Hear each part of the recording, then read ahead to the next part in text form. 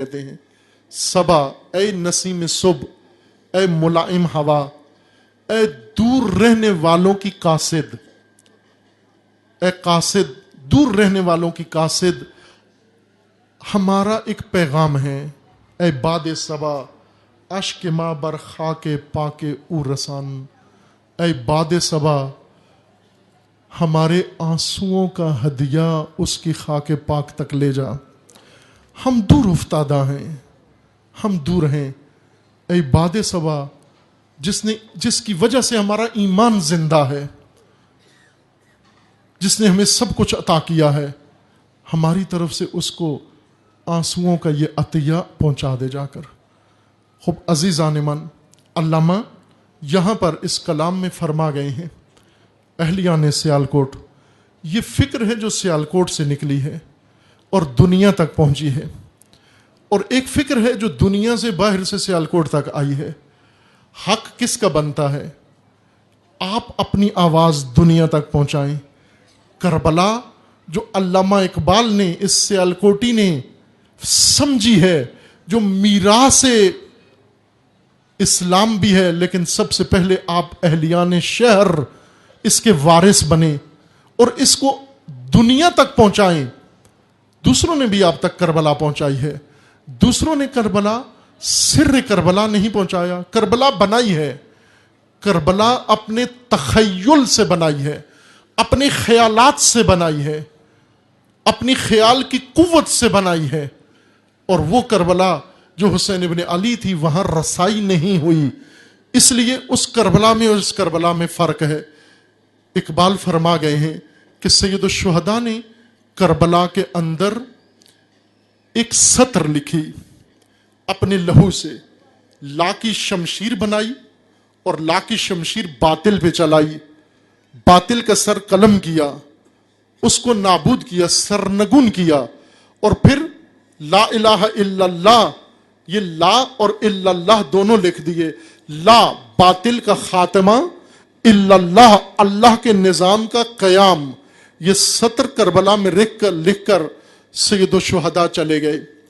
वो जो मैंने इशारा किया था अशरा मजाले से अव्वल में, मुहर्रम के अशरा अव्वल में इशारा किया था इन दो अनावीन की तरफ, एक सरमश्क और एक खत बुतलान। ये दोनों दरसी बातें हैं। दरसी बातें इस तरह से कि आप सब ने मकतब पढ़ा हुआ है, स्कूल पढ़ा हुआ है, खुसूसन जिन्होंने पहले पुराने ज़माने में पढ़ा हुआ है, कि स्कूल के अंदर, मकतब के अंदर लिखाने के लिए, लिखाई सिखाने के लिए मुअल्लिम तख्ती पर या बोर्ड पर, तख्ते पर एक जुमला लिखता था और फिर पूरी क्लास को, शागिर्दों को हुक्म देता कि ये जो मैंने लिखा है, जैसा मैंने लिखा है ऐसा ही आप भी अपनी किताब का तख्तियों पर या कापियों पर लिख लें। और पूरी क्लास, शागिर्द सब बैठकर वो जुमला एक दफा नहीं कई दफा लिखते थे, क्योंकि एक दफा लिखने से इंसान को लिखना नहीं आता। जब तक बार बार ना लिखें, कई दिन ना लिखें, मुसलसल ना लिखें, उस वक्त तक महारत नहीं होती। वो सत्र जो उस्ताद लिखता है उसको सरमश्क कहते हैं, और उस सत्र को देखकर जो शागिर्द अपनी तख्ती पे लिखता है इसको मश्क कहते हैं। और जिस बोर्ड पर, तख्ते पर मुअल्लिम जुमला लिखता है उसको तख्ता-ए सरमश्क कहते हैं, तख्ता-ए सरमश्क। अजीजान, इकबाल ये समझ गए हैं करबला जाने का राज, जियारत का राज, चेहलम का राज, आशूर का राज इकबाल समझ गए हैं। अभी 40 आने वाला है, मिलियंस लोग, लाखों लोग करबला के अंदर इकट्ठे होंगे, पूरी दुनिया से आएंगे, खूब आके चले भी जाएंगे, जिस तरह हज पे जाते हैं और जाके वापस भी आ जाते हैं, और जैसे जाते हैं वैसे आ जाते हैं। ज्यादा से ज्यादा होटल के किस्से, होटल ऐसा मिला था, खाना ऐसा मिला था, साथी ऐसा मिला था, दुकानों के रेट ऐसे थे, ट्रांसपोर्ट ऐसी थी, मौसम ऐसा था, हादसात ये हुए, वाकयात ये हुए। हज पे इसलिए नहीं बुलाया जाता कि वापस आकर सफर के वाकयात सुनाओ, हादसात सुनाओ, रोटी कम पड़ गई, रोटी बहुत अच्छी थी, चाय नहीं मिलती थी, और बेड अच्छा नहीं था, कमरे में ज्यादा लोग लेटते थे, एसी नहीं चलता था, पंखा ऑफ था, बस खराब थी, اور فلاں جگہ یہ ہوا، فلاں جگہ یہ ہوا.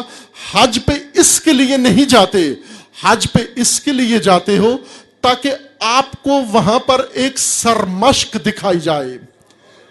معلم ہے حرم کا، حرم کے معلم کا نام ہے ابراہیم، حرم کے دوسرے معلم کا نام ہے اسماعیل، اور حرم کے اندر ایک معلمہ بھی ہے جس کا نام ہے ہاجر. انہوں نے اپنے قدم سے، اپنے ہاتھ سے اور اپنے کردار سے ایسی سرمشق لکھی اور حرم تختہ سرمشق بنا دیا کہ اللہ کو وہ سطر، وہ مصرع ابراہیم کا اتنا پسند آیا کہ قیامت تک تمام اہل ایمان کو بلایا کہ زندگی میں ایک دفعہ آ کر مشق ابراہیمی کر کے جاؤ، مشق ابراہیمی کر کے جاؤ، مقام ابراہیم پہ کھڑے ہو کے جاؤ، قدم ابراہیم کا اٹھا کے جاؤ. کہیں پہ آؤ، کھڑے ہو کے دیکھو کہ یہاں ابراہیم کا پیاسا بچہ تھا. جب زمزم پیو تو جان لو کہ یہاں ابراہیم کا شیرخوار تھا. جب صفا و مروہ پہ دوڑو تو یقین جان لو کہ یہاں پر اس شیرخوار کی ماں بچے کے کرب کو دیکھ کر تڑپ تڑپ کر دوڑ رہی تھی یہاں پر، اور اکیلی تھی، کوئی یار و انصار و مددگار نہیں تھا، کوئی کسی کے بھروسے پر اللہ کے علاوہ سہارا نہیں تھا. اور ابراہیم اللہ کی خاطر اپنے اہل و عیال کو اس صحرا اور اس کوہستان میں چھوڑ کر واپس امت میں تبلیغ دین کے لیے چلے گئے، اللہ پہ بھروسہ کر کے. اور پھر جب بچہ جوان ہوا، ابراہیم کو حکم ہوا اسے اللہ کی راہ میں فدا کر دے. ابراہیم نے بچہ اٹھایا اور جا کر مسلخ میں لٹایا، اسے قربانگاہ بنا دیا گیا. اور پھر ابراہیم کی راہ میں رکاوٹیں آئیں، ابراہیم کی راہ میں بحران آئے، شیطان آئے نیت بدلنے کے لیے. انہیں قدم قدم پہ ابراہیم نے سنگسار کیا. یہ سب کچھ در حقیقت سرمشق تھا. یہ قربانی بھی سرمشق تھی، یہ زمزم بھی سرمشق ہے، یہ صفا و مروہ کی دوڑ بھی سرمشق ہے، یہ مسلک بھی سرمشق ہے، یہ ہر چیز سرمشق تھی. اور اس سرمشق میں شاگرد بلائے گئے مشق کرنے کے لیے. حاجی تو کربلا، تو حرم جاتا ہے، مکہ جاتا ہے، مشق ابراہیمی کے لیے جاتا ہے. وہاں کھجوریں کھانے نہیں جاتا، وہاں ہوٹل سے استفادہ کرنے نہیں جاتا. وہاں اگر تو لائق شاگرد بن کر جا تو فقط تیری توجہ اس مصرع کے اوپر ہو. آج وہاں کے حاکم نظام آل سعود نے مکہ شہر کو ایک لگژری ہوٹلوں کا شہر جنگل بنا دیا ہے. وہاں انہی ہوٹلوں میں جا کر، اسی بھیڑ میں جا کر، اسی رش میں جا کر، اسی چائنا کی مارکیٹ میں جا کر، اسی جاپان کی مارکیٹ میں جا کر، اسی سونے کی مارکیٹ میں جا کر تو مشق ابراہیم تلاش کر کہ یہاں پر میرا پیشوا ابراہیم گزرا ہے اور مجھے اس کی مشق، سرمشق دیکھنے کے لیے بلایا گیا ہے، اور اس کی سرمشق کے مطابق مشق کرنے کے لیے بلایا گیا ہے. عزیزان، اسی طرح حکم دیا گیا ہے کہ تو کربلا بھی جا. کربلا میں جا، کس لیے جا؟ کربلا میں جا نہ اس لیے کہ وہاں پر رسومات بجا لا کے واپس آ جا، وہاں حاجات طلب کر کے واپس آ جا، وہاں پر تو فقط ظاہری حالات دیکھ کر واپس آ جا، لوگوں کی خدمت دیکھ کر واپس آ جا، مساج کے قصے واپس لے کر آ جا، ٹرانسپورٹ کے عدد واپس لے کر آ جا، ہوٹلوں کی کیفیت لے کر واپس آ جا، اپنے ساتھیوں کے جملے اور جوک لے کر واپس آ جا. بلکہ اس لیے بلایا ہے کہ یہ اس سرمشق کا پہلا سبق حرم مکہ میں ہے اور اس سرمشق کا آخری سبق حرم کربلا میں ہے. اسماعیل ابتدا ہے اور حسین انتہا ہے. حسین انتہا ہے اس داستان سادہ اور رنگین کی.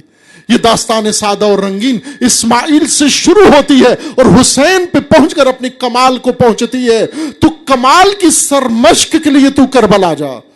کربلا، علامہ اقبال ظاہراً جیسے ان کے حالات زندگی میں ہے، کربلا نہیں گئے، کربلا سفر نہیں کیا، لیکن کربلا جائے بغیر سرمشق کربلا کو پڑھ لیا، سرمشق کربلا کو دیکھ لیا، اور سرمشق کربلا اپنی امت کو بتا دیا، اپنی قوم کو سنا دیا. اب ان کو بھی کام یہ ہے, وظیفہ یہ ہے کہ یہ بھی سرمشق کربلا. اگر کربلا جاتے ہیں تو وہاں تقریریں بھی ہیں, وہاں مجلسیں بھی ہیں, وہاں شاعری بھی ہے, وہاں نوحہ گری بھی ہے, وہاں سب کچھ ہے. لیکن عزیز من, تو کربلا یہاں سے خطیب ساتھ لے کے نہ جا, تو کربلا یہاں سے نوحہ گر لے کے نہ جا, تو کربلا سے یہاں سے کوئی رہنما لے کے نہ جا, تو کہ تیرا رہنما کربلا میں بیٹھا ہے, تیرا امام کربلا میں بیٹھا ہے. جو مصرع تو سننے جا رہا ہے اس کا کاتب کربلا میں بیٹھا ہے, اور اس نے قلم کی سیاہی سے نہیں بلکہ اپنے لہو کی سرخی سے لکھا ہے جو علامہ اقبال نے پڑھ لیا ہے, جو علامہ اقبال نے پڑھ لیا ہے. اور وہ مصرع کربلا کا پڑھا تو اقبال کو احساس ہوا کہ میری ملت تو محکوم ملت ہے, میری ملت تو نظام یزیدیت کے سائے میں ملت ہے, میری ملت تو غلام ملت ہے. اور اب اقبال نے کہا کہ اس ملت کو نجات دینے کا سبق کربلا میں لا الہ الا اللہ ہے. اسی طرح جس طرح حسین ابن علی نے وہ سرمشق لکھی. آج مشق کرنے کا عزیزان وقت ہے. یہ عزاداری مشق کربلا ہے. سرمشق حسین نے لکھی, مشق عزادار نے کرنی ہے. جملہ خط بطلان. خط بطلان بھی درسی اسکول کی اصطلاح ہے. کبھی کبھی مشق لکھی جاتی ہے اور اس مشق کے اندر اگر شاگرد زیادہ لائق نہ ہو, شاگرد توجہ نہ کرے, دھیان نہ دے, ہوتا ہے بسا اوقات, اور محنت نہ کرتا ہو, کبھی کبھی غلط لکھ دیتا ہے, مشق غلط ہو جاتی ہے. جب مشق غلط ہو جاتی ہے تو وہاں پر وہ لے کے جاتا ہے معلم کے پاس اپنی مشق چیک کروانے کے لیے کہ دیکھیں معلم, دیکھیں معائنہ کریں ٹھیک ہے یا نہیں. تو معلم جو غلطی ہوتی ہے اس کے اوپر خط کھینچ دیتا ہے, لکیر مار دیتا ہے. اس خط کو کیا کہتے ہیں؟ خط بطلان. باطل ہے یہ جملہ, تیرا باطل ہے, یہ درست نہیں ہے. عزیزان, سید الشہداء نے ایک مصرع لکھا کربلا کے اندر جس کو پڑھنے کے لیے کربلا کی طرف توجہ دلائی گئی ہے, کہ کربلا کی طرف رخ کیا گیا امت کا, کربلا کی طرف منہ موڑا گیا امت کا. لیکن پورے برے صغیر میں جہاں تک عزادار سارے الحمدللہ ہیں, مجلسیں بہت پڑھتے ہیں, معاوضہ لے کے بھی پڑھتے ہیں, بغیر معاوضے والے بھی پڑھتے ہیں, بانیان و عزادار سب ہیں, علماء و خطباء سب ہیں. لیکن جہاں تک میری کم علمی میں اطلاع میں بات ہے کہ برے صغیر کے اندر اگر کربلا کا سبق و سرمشق اگر سمجھ میں آیا تو فقط ایک سیالکوٹی کو سمجھ میں آیا, علامہ اقبال کو سمجھ میں آیا ہے. دوسرے گئے تو ہیں کربلا میں, ہم بھی گئے کربلا میں, ایک عالم بزرگوار کے ساتھ گئے کربلا میں, انہیں یہاں سے لے کے گئے کہ آپ نے ہمیں زیارتیں کروانی ہیں, اور انہوں نے کروائی ہمیں زیارتیں. جگہ جگہ لے کر جائے گئے, ہر حرم ہر مزار میں لے کر گئے, اور اس حرم و مزار میں جا کر دیکھا وہاں خوبصورت حرم بنے ہیں, ٹائلیں لگی ہوئی ہیں, سونے چاندی کے دروازے بنے ہوئے ہیں, خوبصورت زریاں بنی ہوئی ہیں, اور ہر ایک کے اوپر ایک تختی لگی ہوئی ہے, ایک ساتھ چھوٹی سی لوح بھی لگی ہوئی ہے کہ یہ بنائی کس نے ہے, یہ زری بنائی کس نے ہے, یہ حرم بنایا کس نے ہے, یہ ٹائلیں لگوائی کس نے ہے, یہ مرمر لگوایا کس نے ہے, یہ سونے چاندی کا کام سنہرا کام کروایا کس نے ہے. اسی دروازے کے پیچھے اسی کے ساتھ ایک تختی لگی ہوتی ہے, دیکھا کریں جا کر. خوب یہ بزرگوار ہمیں جہاں بھی لے کر گئے وہ تختیاں ہم پڑھتے گئے. پڑھنے کے بعد جب زیارات ختم ہو گیا جو ان کا نصاب تھا, اس کے بعد میں نے ان کی خدمت میں عرض کیا کہ مولانا اگر جسارت نہ ہو میں معذرت کے ساتھ عرض کروں گا کہ جو کچھ ابھی تک بتایا ہے, میں نے تختیاں دقت سے پڑھی ہیں, غور سے پڑھی ہیں, ان سب کے اندر شاہوں کے اور شہنشاہوں کے, راجوں اور مہاراجوں کے نام لکھے ہوئے تھے. یہ تو سب کچھ راجوں مہاراجوں کا بنایا ہوا دکھایا, شاہوں کا بنایا ہوا دکھایا. میں تو آیا تھا حسین ابن علی کی کربلا دیکھنے کے لیے کہ وہ بھی ایک جھلک دکھا دو, اس کا بھی ایک جلوہ دکھا دو, وہ ایک مصرع بتا دو, وہ سرمشق بتا دو, تاکہ ہم اس پہ جا کر مشق کریں. دیکھ کے تو بہت کچھ آتے ہیں لیکن سرمشق رہ جاتی ہے. دوسرا خط بطلان ہے. خط بطلان وہ جو معلم کھینچ دیتا ہے, یہ غلط ہے. عشرہ اول کی مجالس میں اشارہ کیا تھا، سید الشہداء نے اس قیام مقدس کربلا میں سب سے زیادہ وقت مکہ میں گزارا ہے۔ رجب کے آخر میں سید الشہداء مدینہ سے روانہ ہوئے اور 3 شعبان کو مکہ پہنچے۔ 3 شعبان سے 8 ذی الحجہ تک مکہ میں قیام رہا، 4 مہینے اور کچھ دن مکہ میں قیام فرمایا۔ اس قیام کے دوران سید الشہداء کی ملاقاتیں ہوئیں، لوگوں نے ملاقاتیں کی، اور اس میں تبادلہ ہوا، افکار کا تبادلہ ہوا، نظریات کا تبادلہ ہوا، خیالات کا۔ کچھ خیالات، کچھ نظریات جو آج ممبروں سے بیان کیے جاتے ہیں، جو آج باقاعدہ منشور ہیں، احزاب کا منشور، گروہوں کا منشور، انجمنوں کا منشور، اور آج شیعہ عزادار اور مسلمان کا عملی منشور بنا ہوا ہے، وہی ساری باتیں ان لوگوں نے آ کر سید الشہداء سے کی، اور سید الشہداء نے سن کر، ان کی باتیں سن کر انہیں جواب کیا دیا، اف لہذا الکلام، تف ہو تمہاری باتوں کے اوپر، ویل ہو تمہاری فکر کے اوپر، افسوس ہے تمہارے نظریے کے اوپر۔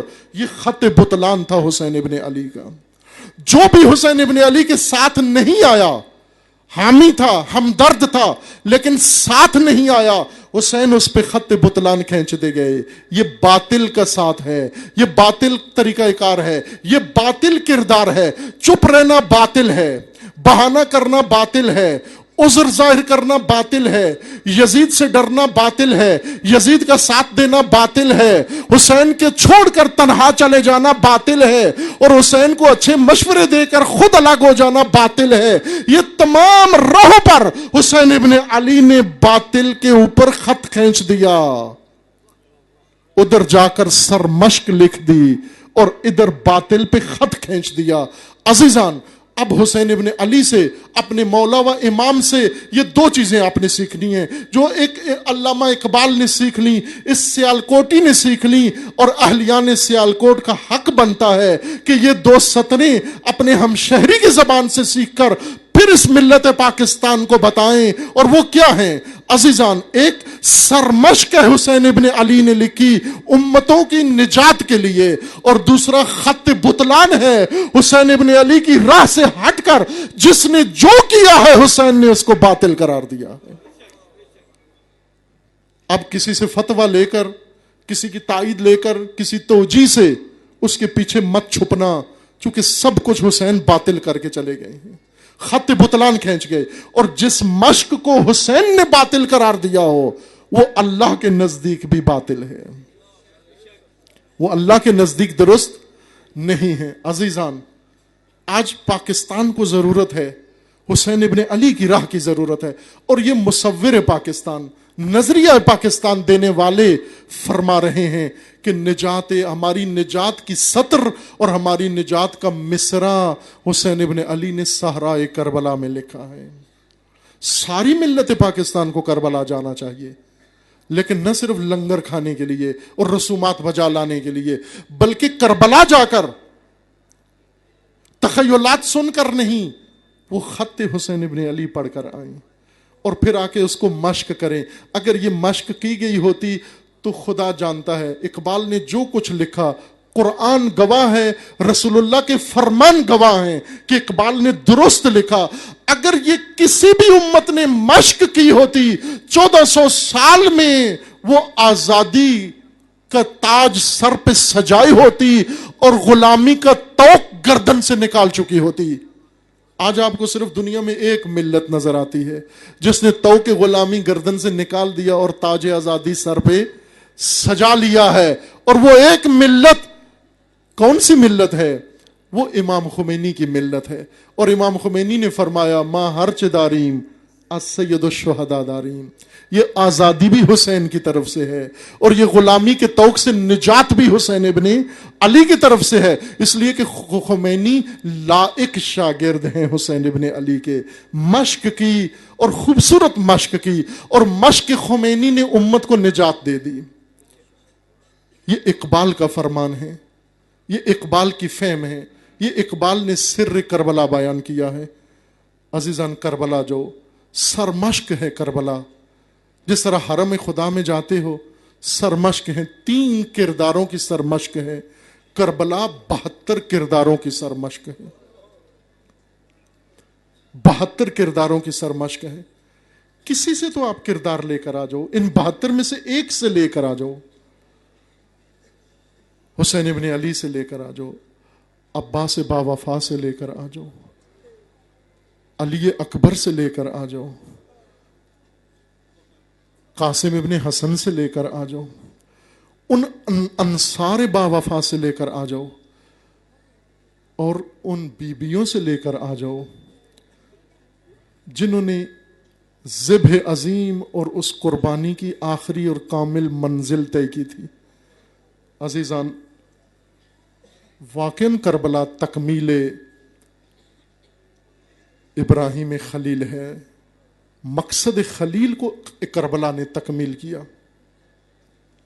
ابراہیم خلیل اپنی اولاد کو اللہ نے حکم دیا، بابل سے اٹھاؤ، مکہ کے صحرا میں لم یوزرا زمین میں لے جاؤ، وہاں پر تنہا چھوڑ کے آ جاؤ، اور آگے ابراہیم چھوڑ کر آئے۔ جو کھانا پینا معمولی سے چند وقت کا تھا وہ ختم ہو گیا۔ جب پانی ختم ہوا ابراہیم کے شیرخوار نے رونا شروع کیا۔ ماں سے بچے کی پیاس برداشت نہیں ہوئی، اٹھی بچے کے قریب سے اور اٹھ کر قریب کی پہاڑی پہ چلی گئی اور جا کر ندا دی، حل من مونسن، کیا کوئی مونس ادھر موجود ہے؟ کوئی انسان میری آواز سن رہا ہے؟ وہاں کسی نے نہیں سنا۔ دوسری پہاڑی جو مد مقابل سامنے تھی دوڑ کے اس پہ چلی گئی، دوڑتی ہوئی گئی اس پہاڑی پہ چلی گئی اور وہاں جا کر ندا دی، حل من انیس، کیا کوئی انیس موجود ہے؟ کوئی آواز سننے والا ہے؟ لیکن جواب نہیں آیا۔ کبھی اس پہاڑی سے اس پہاڑی پہ آتی اور اس پہاڑی سے اس پہاڑی پہ جاتی۔ 7 دفعہ جب آئی اور گئی، جبریل آئے اور آ کر کہا کہ آپ کون ہو؟ تعارف کروایا، کہا آپ کا مرد کہاں ہے؟ کہا حکم خدا سے ہمیں چھوڑ کے چلے گئے ہیں۔ کس کے سہارے چھوڑ کے چلے گئے ہیں؟ شکوہ نہیں کیا، کہا اللہ کے بھروسے پہ چھوڑ کے چلے گئے ہیں۔ اللہ کے حکم سے شیرخوار کی ایڑیوں کے نیچے سے پانی نکلا، پتھروں سے پانی نکلا، شیرخوار نے پانی پیا اور آج تک مومن مسلمان اس پانی کو شفا سمجھ کر پی رہے ہیں، قیامت تک جاری رہے گا یہ چشمہ۔ عزیزان، ابراہیم نے خود اپنا جوان یہی بیٹا شیرخوار جب جوان ہو گیا، اسے مقتل میں لے گئے اور اپنے ہاتھ سے اسے اللہ کی راہ میں قربان کرنا چاہا، اور اللہ نے قربانی قبول کر لی اور فرما دیا یہ ذبح عظیم آخرین کے لیے چھوڑ دی، اور آج کربلا وہی ذبح عظیم و آخرین کی منزل آ گئی۔ اب ذریت ابراہیم میدان میں تکمیل مقصد ابراہیم کے لیے ہے۔ یہاں پر بھی نہ صرف شیرخوار کو پانی نہیں ملتا بلکہ پورے کاروان اہل بیت کو پانی نہیں ملتا۔ ہر جانور پانی پی رہا ہے، پرندہ پانی پی رہا ہے، ہر صحرائی مخلوق پانی سے سیراب ہو رہی ہے، لیکن آل رسول پہ پانی بند کر دیا جاتا ہے۔ عاشور کا دن آ جاتا ہے، شیرخوار ابراہیم ایڑیاں رگڑتا ہے، گوارا اور ٹھنڈا پانی پتھروں سے نکل آتا ہے، لیکن جب اس قربانی کی تکمیل کا مرحلہ آتا ہے اور حسین کا شیرخوار جب ایڑیاں رگڑتا ہے تو اس طرح سے نہیں رگڑتا کہ ایڑیوں سے پانی ابل کے آ جائے، بلکہ کس میں ایڑیاں رگڑتا ہے؟ اس خون میں ایڑیاں رگڑتا ہے جو شیرخوار کے گلے سے ابل رہا ہے اور حسین ابن علی کے چلو میں آ رہا ہے، اور بچہ ایڑیاں رگڑ کے تڑپ تڑپ رہا ہے، لیکن یہاں پر پانی نہیں، کیونکہ قربانی کی تکمیل ہے، سرمشق مکمل کرنی ہے، سرمشق کو کمال تک پہنچانا ہے، اور پھر اس کے بعد وہ منزل آ جاتی ہے۔ حسین ابن علی بیویوں سے رخصت ہوتے ہیں، رخصت ہو کر میدان میں جاتے ہیں، میدان میں جا کر نبرد کرتے ہیں، تکبیر بلند کرتے ہیں، اور پھر غل مچتا ہے صحرا کے اندر اور ندا اٹھتی ہے الا قد قتل الحسین، لوگوں حسین ابن علی قتل کر دیے گئے۔ اور اس وقت ذریت حسین، فخر ہاجر اور ہاجر کے مرحلے کو، قربانی کو تکمیل کرنے والی فخر ہاجر میدان میں آتی ہے، خیمہ چھوڑ کر اس ٹیلے پہ آ جاتی ہے۔ ٹیلے پہ آ کر کیا منظر دیکھتی ہے جو زینب اولیاء کے علاوہ کوئی برداشت نہیں کر سکتا، کہ شمر لعین خنجر لہراتا ہوا آ کر پشت حسین پہ سوار ہوتا ہے، زانو خم کر کے رکھتا ہے، زانو خم کر کے خنجر چلاتا ہے، اور بی بی ٹیلے سے دیکھ رہی ہے اور فریادیں کرتی ہے۔ میں کہوں گا ہاجر جب صفا سے مروہ جا رہی تھی اور جب مروہ سے صفا آ رہی تھی تو فریادیں کر رہی تھی، حل من مونس وحل من انیس، کیا کوئی سننے والا ہے؟ لیکن اے مریم، اے حاجر، اب زینب میدان امتحان میں ہے، اس ٹیلے پر کھڑے ہو کر فریاد کر رہی ہے، واہ محمدہ، واہ حسینہ، واہ علیہ، واہ حسنہ، واہ فاطمہ، فریادیں کر رہی ہے۔ اور یہ شمر لعین ہے، ضربے چلا رہا ہے، ضربے چلا کر سر اقدس حسین جدا کر کے زلفوں سے پکڑ کر بے حرمتی کرتا ہوا جب جدا ہو جاتا ہے، ٹیلے سے لاش پر آ جاتی ہے، لاش سے لپٹ کر رونے لگتی ہے اور فرماتی ہے، کیا تو ہے میرا حسین؟ کیا تو ہے انت الحسین؟ اور فاطمہ کا حسین تو ہے، تو علی کا حسین ہے، تو رسول اللہ کا حسین ہے۔